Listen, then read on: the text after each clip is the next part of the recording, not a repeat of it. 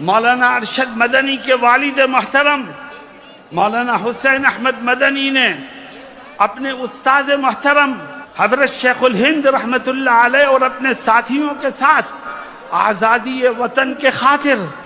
مالٹا کی قید میں رہ کر انگریزوں کی صعوبتیں برداشت کی، اور جب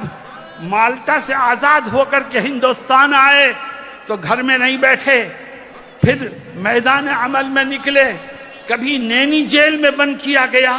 کبھی سابرمتی جیل میں بند کیا گیا، کبھی سہارنپور جیل میں بند کیا گیا، کبھی مراد آباد جیل میں بند کیا گیا، لیکن ہر طرح کی قربانی دی، مگر دیش کی آزادی کے لیے کسی سے کوئی سودا نہیں کیا۔ جب تک اس دھرتی پر مدرسے باقی رہیں گے، یہ دھرتی آزادی کا سانس لیتی رہے گی۔